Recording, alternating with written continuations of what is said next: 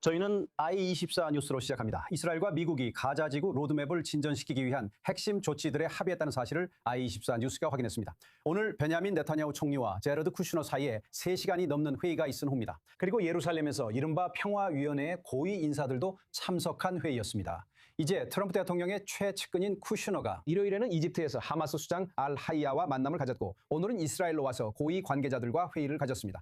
하마스는 미국의 요구에 따라 무장 해제를 시작할 것이라고 밝혔습니다. 그리고 국제적 지지를 받는 이 계획에 따라 네타냐후 총리가 이스라엘의 조건 준수를 공개적으로 약속할 경우에만 하마스가 무장 해제를 시작하겠다고 했습니다. 이 조건들은 주로 이스라엘이 추가 철수하고 궁극적으로 재건을 허용할 준비가 되어 있는지를 포함합니다. 물론 이 모든 것은 하마스가 확실히 무장 해제된 것이 확인된 이후에나 가능한 일입니다. 지금 중동 전문가 달리아 지아다와 함께하고 있습니다.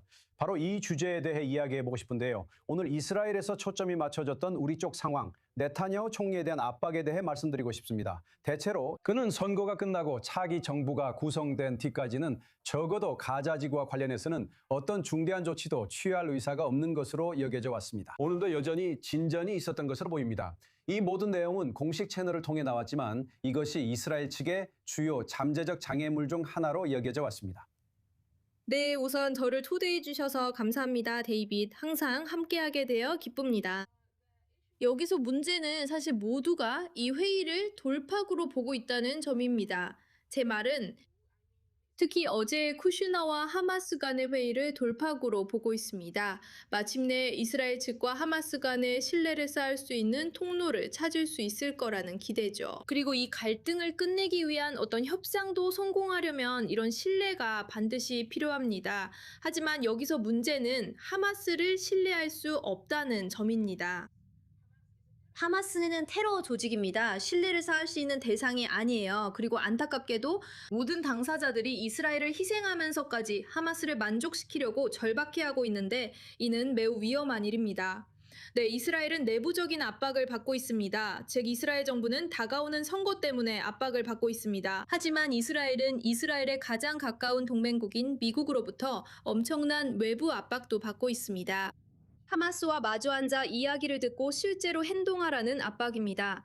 하마스가 무장 해제하기 전에 가자 지구에서 점진적으로 철수하라는 것이죠.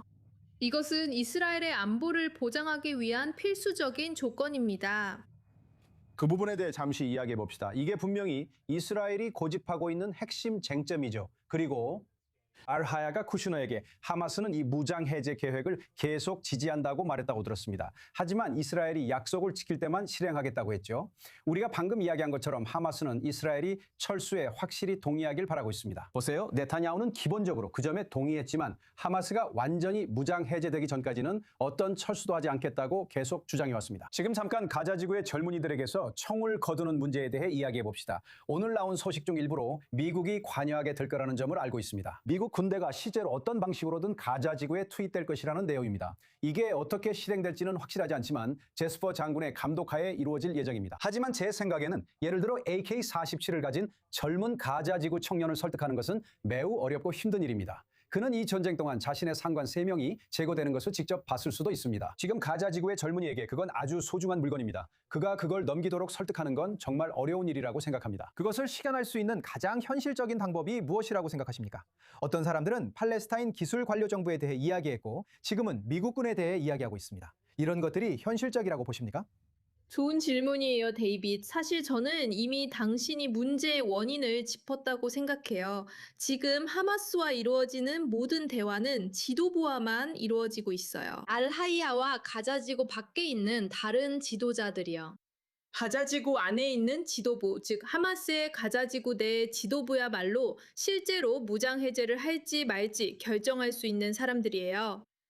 그리고 우리는 알하이야와 다른 하마스 지도자들이 내부 회의에서 약속하는 내용과 실제 행동 사이의 차이에서 이것을 아주 분명하게 볼 수 있어요.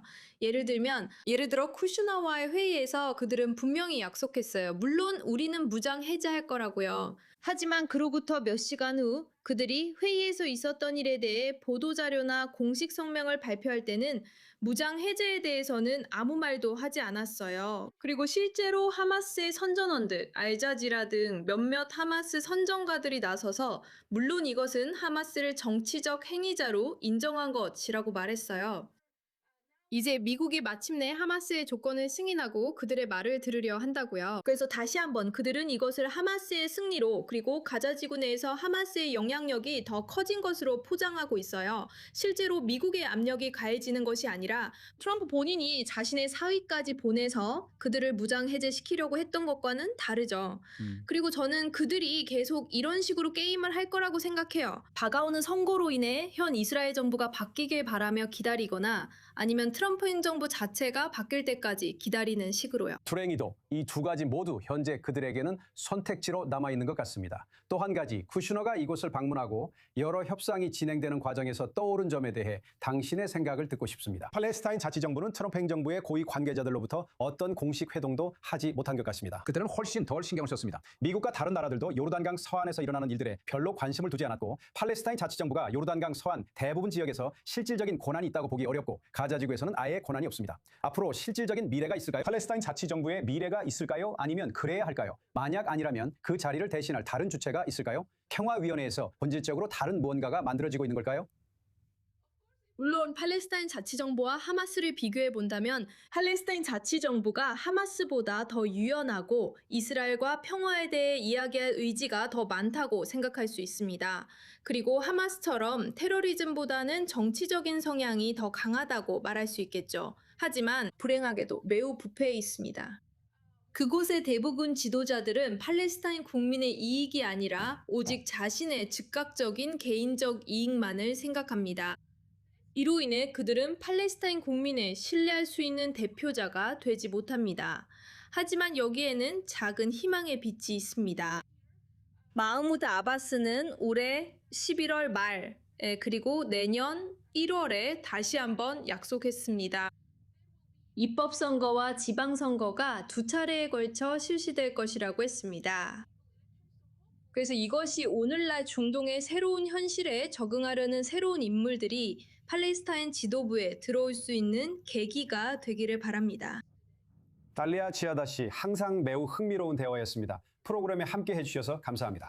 감사합니다. 이 토론을 스튜디오로 이어가 보겠습니다. 이곳에는 이스라엘 방위군 예비역 중령이자 전직 국제 대변인 그리고 현재 민주주의 수호 재단의 선임 연구원인 조나단 코니코스 씨가 함께하고 있습니다. 조나단 씨, 항상 통찰력 있는 의견을 주셔서 감사합니다. 이 토론을 조금 더 이어가 보겠습니다. 우리 시청자분들을 위해 참고로 말씀드리자면 특히 이해를 돕기 위해서 일요일에 쿠슈너와 알카야가 만난 것은 2025년 10월 이후 미국 고위 관리와 하마스 관계자들 간의 첫 만남이었습니다. 그리고 모두가 기억해야 할 점은 그때가 바로 휴전과 인진석방 그리고 포로 교환 협상이 마무리된 시점이라는 것입니다. 그러니까 그 만남에서 정말 중요한 결과가 나왔던 거죠. 보세요. 이번 일에는 토니 블레어도 관여하고 있습니다. 특히 제러드 쿠슈너를 포함해 이들은 이스라엘의 매우 우호적인 인사들입니다. 그것만으로도 이 일에 신뢰를 두거나 그들이 추진하는 일에 더 적극적으로 참여해야 할 이유가 될까요? 지금 이 시점에서 총리가 그렇게 받아들여야 하는 상황인가요? 분명히 협상자들은 누구와 협상할지 스스로 결정합니다. 하지만 저는 이스라엘에서 왜 협상가들이 하마스와 만나는지에 대해 많은 의문이 제기되는 것을 봤습니다. 하마스는 가자 지구의 미래에 대해 발언권을 가져서는 안 됩니다. 그들은 무장을 해제해야 하고 가자 지구의 통제권을 넘겨줘야 합니다. 그리고 팔레스타인 기술관료 정부가 국제평화군의 지원을 받아 통제권을 넘겨받아야 합니다. 그렇다면 왜 누군가 하마스와 대화할 필요가 있을까요? 만약 그렇다면 아마도 유일한 이유는 하마스가 정말로 무장 해제를 할 의지가 있습니까? 저는 몇 달 동안 그보다 더 오랫동안 이 말을 해왔습니다. 진정한 지하디스트라면 결코 무기를 내려놓지 않을 것입니다. 현실의 근거에서는 거의 맞아요. 상상할 수 없는 일입니다. 상상하기조차 힘든 일이죠. 그리고 제가 그 현실을 받아들이기 힘든 데에는 두 가지 주된 이유가 있다고 생각합니다. 첫째, 그것은 그들의 DNA와 신념에 반하는 일입니다. 그리고 둘째, 그들이 즉 하마스가 스스로를 위험에 노출시킬 수 있다는 점입니다. 이 위험은 이스라엘에서 오는 게 아니라 하지만 세부적으로 보면 잘못을 저 젊은 저지른 남자, 그 팔레스타인인들로부터입니다. 모퉁이에 있는 가족이 있는 남자, 그는 보복이 자신에게 올 거라는 걸 알고 있습니다. 네, 그는 그 소청을 포기하지 않을 겁니다. 아니요, 제 말은 자기 보존 본능이 있는 테러리스트라면 누구든지 확실히 동기가 없다는 겁니다. 그래서 다시 한번 하마스 고위 관계자와의 만남에서 무엇이 나올 수 있을지 의문이 듭니다. 이 시점에서 이 교착 상태에 대해 어떻게 생각하십니까? 그렇게 말씀드릴게요. 많은 사람들이 가자 자구 문제에 대해 한치의 진전도 보이려 하지 않는 것은 네타냐후 총리라고 말하고 있습니다. 이번 선거 캠페인에서 그 문제가 이야기되는 것조차 원하지 않는다는 거죠. 반대편에서는 분명히 하마스의 완고함을 지적하고 있습니다. 이 상황에서 현실은 어디에 있는 걸까요? 그럼 이스라엘의 현실부터 시작해 봅시다. 이 정부는 하마스를 해체하고 가자 지구에 대한 그들의 정치적 통제를 무너뜨리며 인질들을 되찾아오는 명확하고 올바른 목표를 세웠다고 생각합니다. 안타깝게도 우리는 세 가지 목표 중 하나만 달성할 수 있었습니다. 그래서 우리가 처음부터 협상을 해야 하는 이유입니다. 만약 이스라엘 방위군이 실제로 들어가 하마스를 해체하고 그들을 물리칠 수 있었다면 제가 생각하기에 우리가 그렇게 했어야 했습니다. 그랬다면 우리는 지금처럼 하마스가 여전히 변수로 남아있는 이런 상황에 처하지 않았을 것입니다. 이제 우리는 타협해야 합니다. 그리고 트럼프 평화 계획이 실행된다면 그 타협은 정말 좋은 타협이라고 생각합니다. 하지만 여기서 문제는 그것이 실제로 실행될지 여부입니다. 불행하게도 하마스는 상황을 아주 명확하게 이해하고 있습니다. 그들은 그 합의를 이행하지 않고 있습니다. 안타깝게도 카타르와 터키, 이집트와 함께 그들은 외교적으로 이 상황을 뒤집는 데 성공했습니다. 그 세 나라가 하마스 편에 있다는 점을 언급하는 것이 중요합니다. 네, 그리고 이스라엘이 과거에 우리가 동의했던 어떤 것에 다시 동의하도록 압박과 책임을 지우는 것이죠. 하지만 그들이 사건의 흐름을 바꾸려고 한다면 먼저 가자 지구를 재건하고 그 다음에야 이스라엘군이 철수하고 그리고 나서야 하마스의 부분적 무장 해제가 이루어지는 순서라면 이스라엘은 그 조건에 동의하지 않을 겁니다. 그래서 이것은 현실에 뿌리를 둔 교착 상태입니다.